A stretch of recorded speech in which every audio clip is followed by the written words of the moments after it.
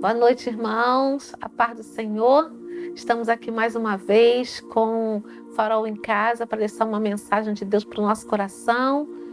E desejo que todos estejam bem.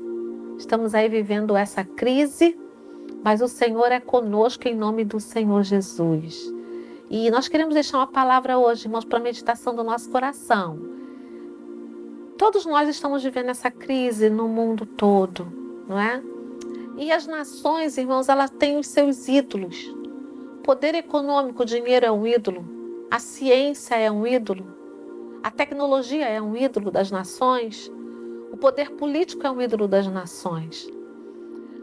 Mas a pandemia, ela começou nas nações mais ricas. Mas com toda a riqueza, eles não puderam resolver de forma eficaz o problema. A ciência é uma bênção, uma dádiva de Deus, mas os cientistas não conseguiram resolver o problema. O poder, irmãos, tecnológico também é um ídolo hoje, é a geração da tecnologia, mas não pôde resolver o problema do coronavírus. O poder político das nações são reis, presidentes, governadores, políticos que têm o poder e a caneta na mão para assinar e para fazer. Mas eles não conseguem resolver o problema. Então, os ídolos das nações, os principais ídolos das nações, não estão conseguindo resolver o problema até agora. E eu quero dizer para você hoje que a nossa maior necessidade é crer que o nosso Deus é grande. Eu tenho batido nessa tecla, irmãos. Porque senão nós mesmos, filhos de Deus, nos perdemos no meio disso tudo e perdemos a nossa fé. Mas nós queremos crer no nosso Deus que é grande e saber disso. Aí eu te convido a abrir o livro do profeta Isaías, capítulo 40. Queria que você fosse lá comigo a partir do versículo 12 para uma leitura. Pegue a sua Bíblia. Preste atenção nessa leitura que vai te enriquecer como me enriqueceu. Diz assim, Isaías 40, versículo 12. Quem na concha de sua mão mediu as águas e tomou a medida dos céus a palmos? Quem recolheu na terça parte de um éfa o pó da terra e pesou os montes em romano e os outeiros em balança de precisão? Quem guiou o Espírito do Senhor?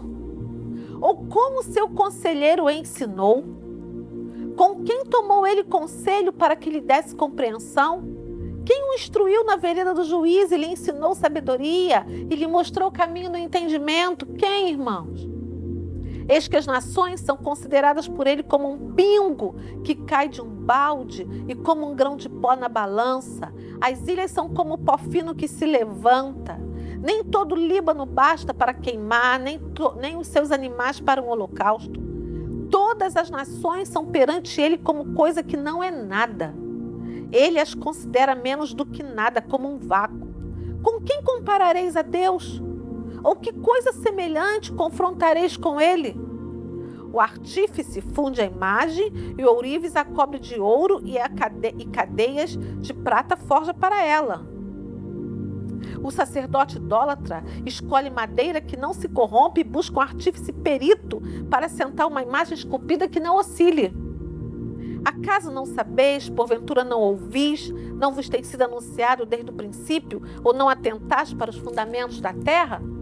Ele é o que está sentado sobre a redondeza da terra, cujos moradores são como gafanhotos. É ele quem estende os céus como cortina e os desenrola como tenda para neles habitar. É ele quem reduz a nada os príncipes e torna em nulidade os juízes da terra. Mal foram plantados e semeados, mal se arraigou na terra o seu tronco, já se secam, quando um sopro passa por eles e uma tempestade os leva como palha. A quem, pois, me comparareis para que eu lhe seja igual? Diz o Santo, aleluia. Levantai ao alto os olhos e vede. Quem criou estas coisas? aquele que faz sair o seu exército de estrelas, todas bem contadas, as quais ele chama pelo nome, por ser ele grande em força e forte em poder, nenhuma só vem a faltar. Por que, pois, dizes, ó Jacó, e falas, ó Israel, o meu caminho está encoberto ao Senhor, e o meu direito passa despercebido ao meu Deus? Não sabes, não ouviste que o eterno Deus, o Senhor, o Criador dos fins da terra, nem se cansa, nem se fadiga? Não se pode esquadrinhar o seu entendimento. Faz forte ao cansado e multiplica as forças ao que não tem nenhum vigor. Os jovens se cansam e se fadigam, e os moços de exaustos caem. Mas os que esperam no Senhor renovam suas forças, sobem com asas como águias, correm e não se cansam, caminham e não se fadigam. Amém? Texto maravilhoso que nós acabamos de ler, irmãos, em que o profeta Isaías, ele vai mostrar, ele vai declarar a majestade, a grandeza do nosso Deus. E ele faz isso assim, em alguns tópicos de uma maneira minuciosa e linda. Então ele começa mostrando que o nosso Deus é grande e poderoso na criação. Ele diz quem? Ele bota aqui, quem na concha de sua mão mediu as águas? Irmãos, tem noção das águas dos oceanos, dos lagos, dos mares? De tudo quanto é fonte? A Bíblia diz que na concha das suas mãos ele mede. Ele mede, irmãos, a terra, o pó dos montes, das ilhas. Ele diz aqui que ele criou as estrelas e ele as batizou com nome. E porque ele é forte em força e em poder, ele chama essas estrelas e nenhuma vem a faltar. Então o nosso Deus é grande na criação, é um Deus detalhista, é um Deus perfeito. Cada centímetro do universo foi criado por ele e ele vê tudo, porque a palavra diz que ele está sentado, versículo 22, acho que é 22. Deixa eu conferir aqui, irmãos. Versículo 22. Ele está sentado sobre a redondeza da terra. Então o profeta está dizendo assim para a gente: vede, o vosso Deus é grande no poder da criação, é detalhista, é minucioso e tem o controle de tudo. Esse é o nosso Deus. Nós precisamos entender isso. Isso precisa estar firme no nosso coração. Aí ele vem e ele diz assim, o nosso Deus, está no versículo 13 e 14, é grande no conhecimento, no saber, no entendimento. Quem foi o conselheiro de Deus? Quem foi o professor dele, irmãos? Quem o instruiu? Que escola que Deus fez? Que faculdade que Deus fez? Quem deu a ele toda a sabedoria? Ele é grande, irmãos, em sabedoria, em entendimento e em conhecimento. Nós não podemos compará-lo a nada. Ele é tremendo, ele sabe tudo, ele conhece o teu corpo por dentro, ele conhece a tua imunidade. Você faz o exame de sangue e sabe alguma coisa, mas antes de você fazer um exame de sangue, ele já sabe tudo. Ele sabe tudo de tudo. E o profeta quer mostrar para a gente que o nosso Deus é grande nesse conhecimento também. Aí ele fala em relação às nações, o nosso Deus é grande em relação às nações, irmãos. Isaías diz assim que as nações para Deus é como um pingo no balde. Pega um pingo d'água e joga dentro do balde. Ele se perde ali dentro. Assim também é Deus em relação às nações. Porque ele é grande em tudo. Ele é grande em tudo, irmãos. Todas as nações, diz aqui o texto, no versículo 17, são perante ele como coisa que não é nada. Isso é tremendo.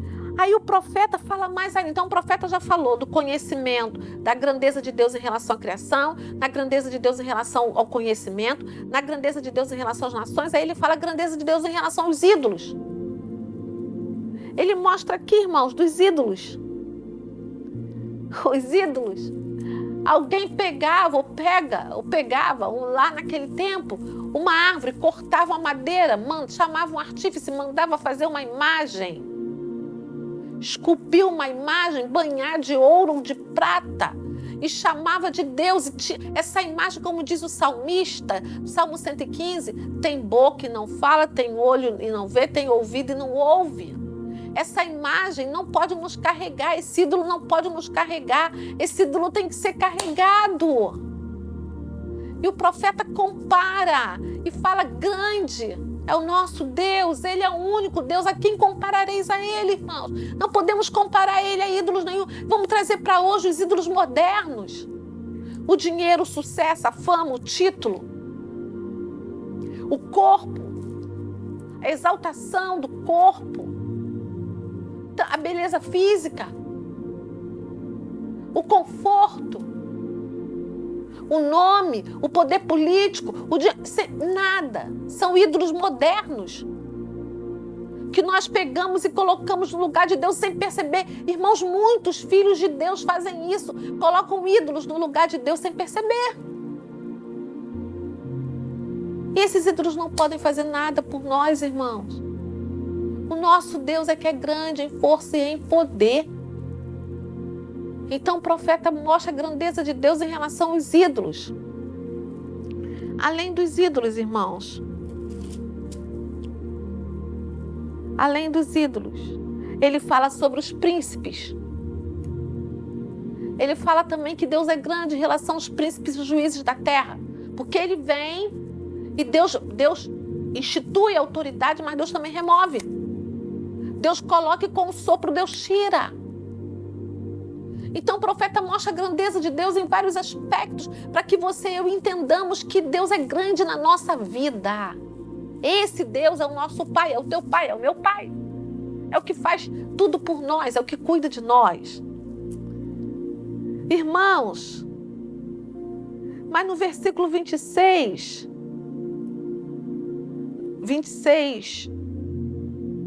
versículo 27, o povo de Judá diz assim, depois do profeta apresentar a grandeza de Deus, ele mostra que o povo dizia assim, versículo 27, o meu caminho está encoberto ao Senhor e o meu direito passa despercebido ao meu Deus. Israel falava isso, irmãos. Israel falava, o meu caminho está encoberto, o Senhor não está vendo o meu caminho. O Senhor está indiferente ao meu caminho. O meu direito passa despercebido, o Senhor é injusto. E o povo dele diz aqui, o Senhor é indiferente ao que eles estão dizendo, é indiferente e injusto para comigo. E quantas vezes também nos colocamos assim, o Senhor não está vendo. Tudo que eu estou passando está passando desapercebido, como é que vai ser? Como é que vai ser o meu amanhã? Como é que vai ser o meu futuro? E o meu direito? O Senhor não está vendo, fui mandado embora, uma injustiça.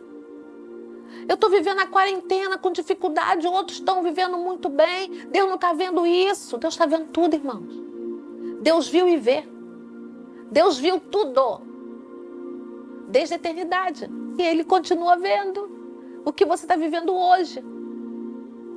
Mas diz aqui a palavra de Deus. O profeta então fala assim, não sabes, não ouviste que o eterno Deus, o Senhor, o Criador dos fins da terra, não se cansa nem se fadiga, não se pode esquadrinhar o seu entendimento. O profeta está dizendo, o que nós sabemos é nada perto do entendimento de Deus, a gente não pode esquadrinhar.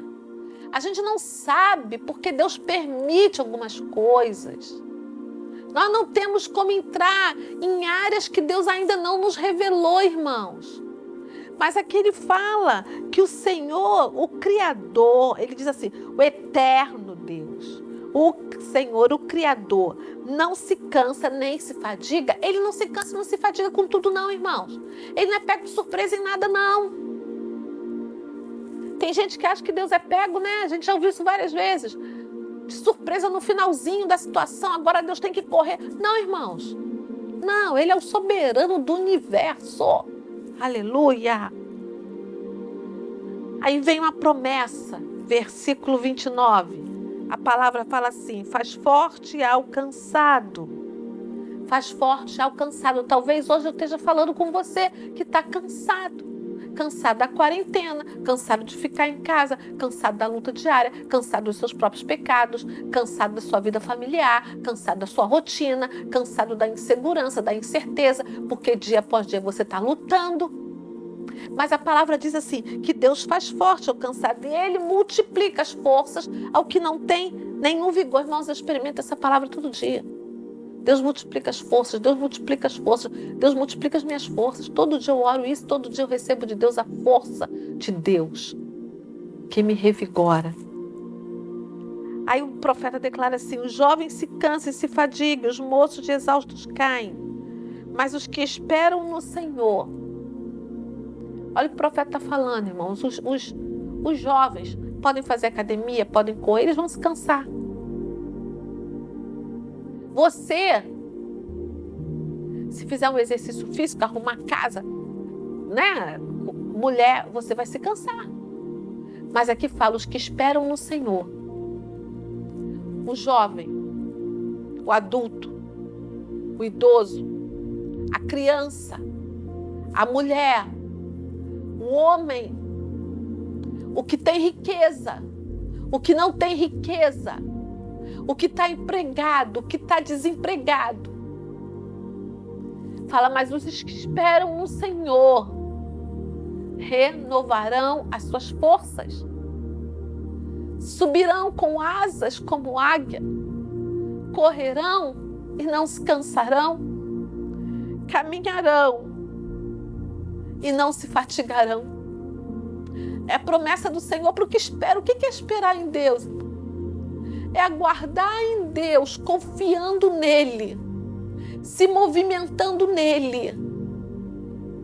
Agora a gente nem pode se movimentar fisicamente, mas eu posso me movimentar no meu espírito e esperar nele e declarar e me apegar a ele, a palavra. É um tempo de declarar a palavra, é um tempo de confiar, é um tempo de falar, não, o Senhor vai, o Senhor tem o controle da minha vida, dos meus caminhos, e o Senhor, meu Senhor é grande em tudo, em força e em poder, para trazer à minha vida à existência coisas que não existem. E acho interessante aqui, porque se a gente fosse falar talvez sem inspiração, alguém falando ia dizer, olha, espera no Senhor, Ele vai renovar suas forças para você caminhar, para você correr, para você voar. Mas o profeta aqui coloca de modo descendente. Ele coloca, os que esperam no Senhor renovarão as suas forças, voarão, correrão e caminharão. Porque poucas vezes nós voamos, outras, um pouco mais de vezes nós corremos. Mas o que mais cansa o homem é a caminhada do dia a dia, que fatiga, exausta o homem. É o dia a dia, irmão. É na luta do dia a dia, do acordado e trabalhar, e a quarentena, e aqueles que são autônomos, e sabe, e o cansaço. Mas o profeta vai. Os que caminham no Senhor renovarão as suas forças. O que vive o dia a dia no Senhor.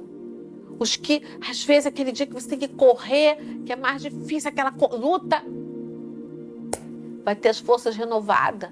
E no momento que Deus faz você voar, tem vezes que a gente, irmãos, a gente entra numa coisa com Deus, que Deus nos leva o nosso espírito para algo mais alto. E Ele nos renova. Mas em todas essas coisas, nós temos o nosso Deus conosco.